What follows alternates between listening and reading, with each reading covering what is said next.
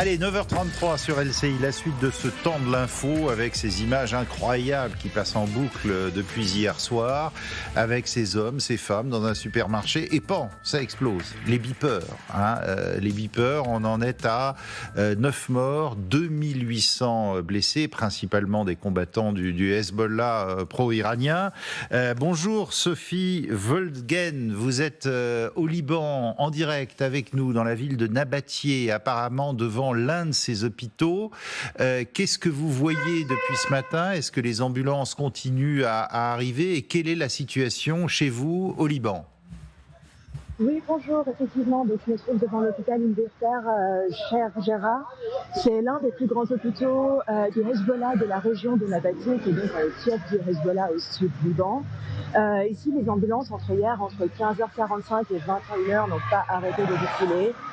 Comme partout en fait à travers le pays, parce que même dans les quartiers chrétiens, etc., les hôpitaux étaient débordés. Donc en fait, les patients ont été dirigés d'un hôpital vers un autre. Aujourd'hui, on voit que le balai des ambulances est un peu plus calmé, mais on voit que les gens n'arrêtent pas de venir, de repartir. Il y a encore énormément de blessés ici derrière moi. Les accès sont complètement bouclés. Je pense que les gens sont encore aujourd'hui totalement stupéfiés par ce qui s'est passé. Et effectivement, tout le monde est un peu dans l'attente. Hassan Nasrallah, donc le secrétaire général du Hezbollah, va parler demain à 17h et tout le monde est dans l'attente de savoir ce qui va se passer. Merci à vous. Merci beaucoup Sophie, pardon pour ce son un peu difficile, mais on tenait à vous avoir en direct d'une des grandes villes du Liban où vous nous le dites. C'est la sidération ce matin encore sur ce qui s'est passé.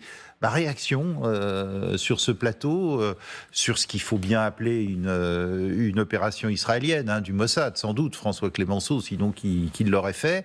Et alors que les infos, on va en parler tout à l'heure, commencent à tomber sur le mode opératoire.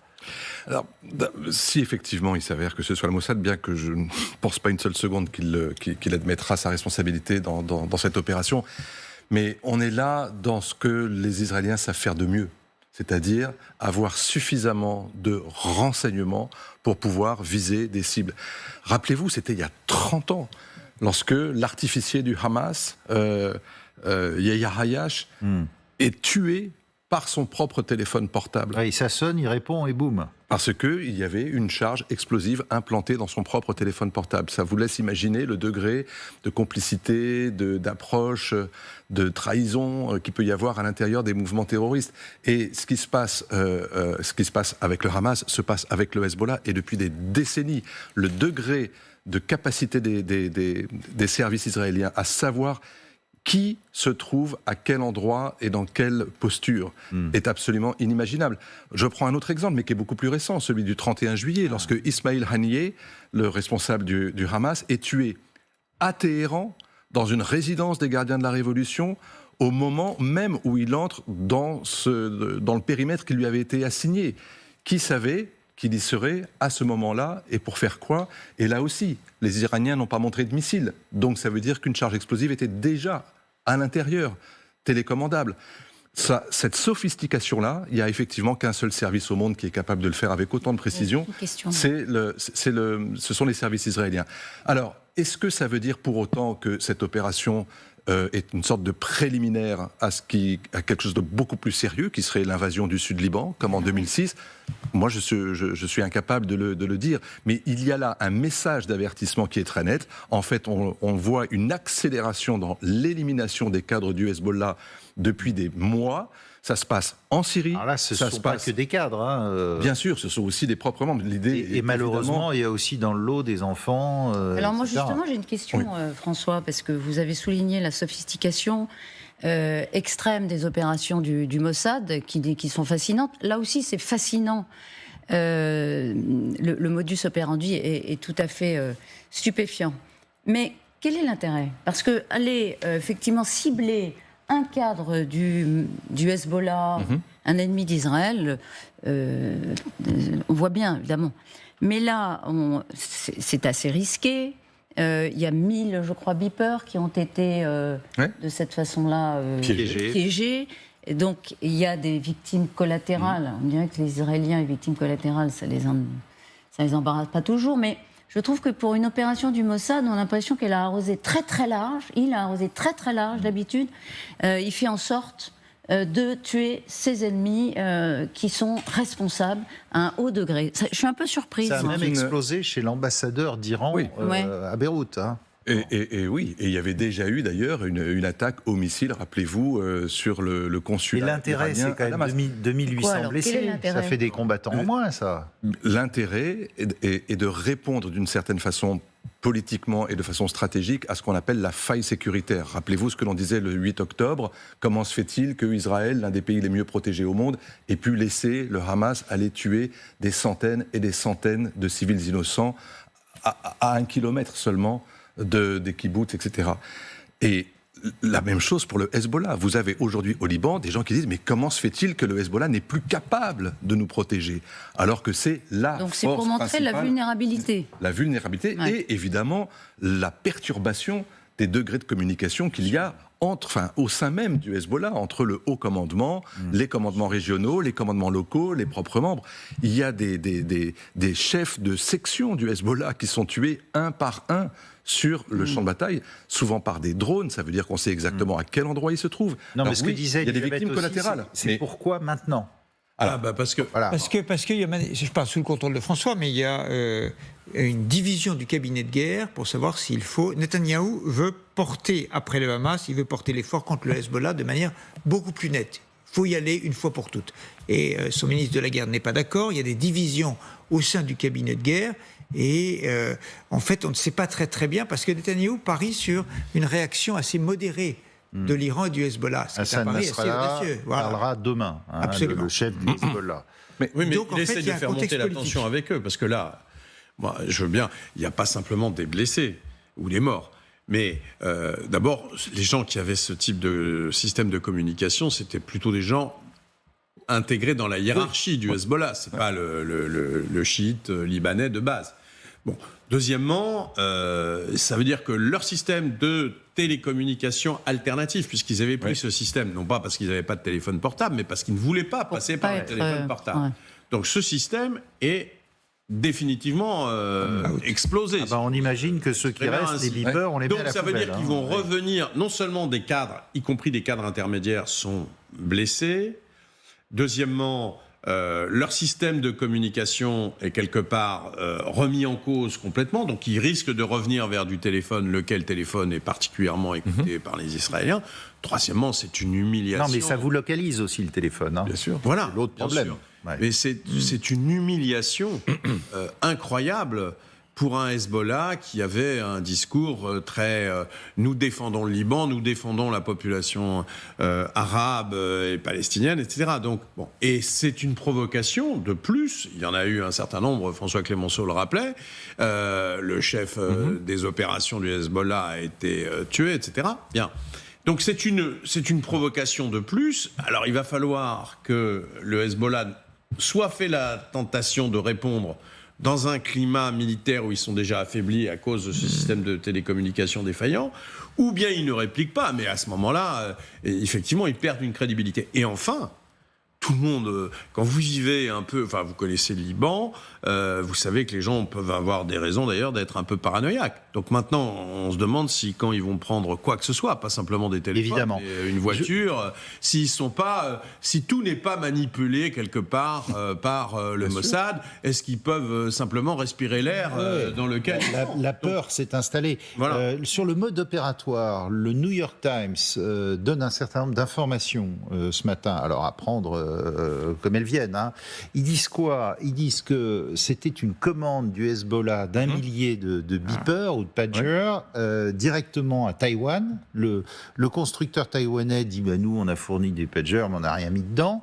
Ça aurait été intercepté par les services israéliens qui ont mis un tout petit peu d'explosifs dans chacun des pagers et les ont renvoyés au Hezbollah. Écoutez les explications hier de Xavier Titelman, qui est spécialiste des défenses, qui était chez Darius Rojban. Il y a des premières analyses qui disent que c'est du PET, et même le PETN, d'après eux. C'est-à-dire, c'est quoi le PETN ? C'est un type d'explosif, a priori, quelques grammes suffisent. Ils auraient été introduits soit directement dans la manufacture, peut-être en Chine, soit lors de la distribution directement au Liban. Bon, ça demande une logistique, ça, quand même, hein, oui. et du renseignement, comme vous le disiez. C'est la... Vous savez, Tous les services regardent tout ça on en dit ce souvent moment. que les guerres au Proche-Orient sont des guerres asymétriques, et elles le sont. C'est vrai que quand vous regardez le Hamas par rapport à l'armée israélienne, il y a une dissymétrie. La même chose entre le Hezbollah et l'armée israélienne. Mais on ne parle jamais des services. Les services de renseignement fournissent, et pas uniquement le renseignement militaire, le renseignement aujourd'hui des services israéliens, le Mossad, le Shin Bet, est absolument colossal. Et ça fait des décennies qu'ils entretiennent au Liban, comme dans les territoires palestiniens. Sauf que le 7 octobre...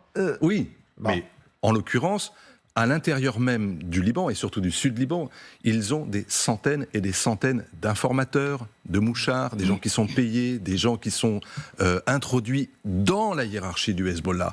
Longtemps, on a dit par exemple aussi que même en Iran, il y avait des responsables des passes d'Aran qui travaillaient pour Israël.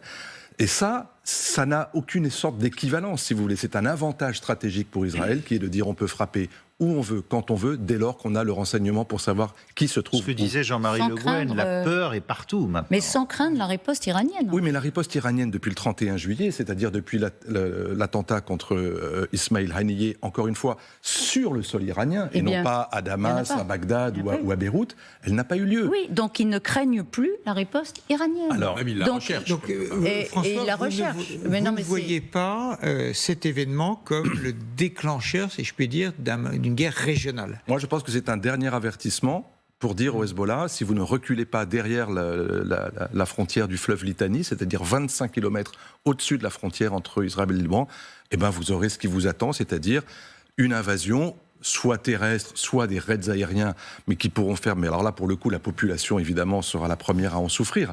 Mais c'est... Encore une fois, vous avez dit le cabinet de guerre est divisé. Il l'est moins aujourd'hui qu'il ne l'était il y a une semaine ou un mois. Même Yoav Gallant le reconnaît. Lui, il aurait préféré dire on termine d'abord Gaza avec un cessez-le-feu, puis on va au Liban.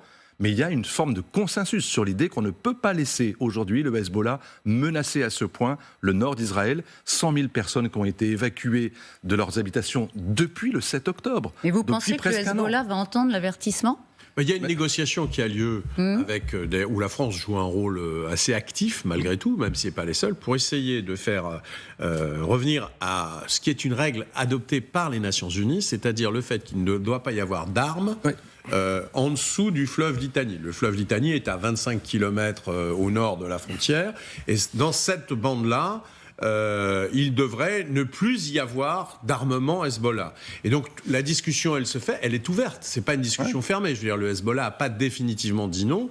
Et là, effectivement, comme le dit François Clémenceau, c'est un pas supplémentaire. Après, aux Iraniens, soit de négocier, aux Iraniens en réalité, au Hezbollah de négocier, ou au contraire de répondre. Mais s'ils répondent, il y aura une réponse qui concernera le Liban, mais pas forcément que le Liban, parce que la volonté de Netanyahou, c'est aussi de viser l'Iran qui continue à accélérer vers la bombe nucléaire. Mais est-ce que selon vous, pardonnez-moi, Israël veut une guerre totale, en finir ? Voilà, c'est tout.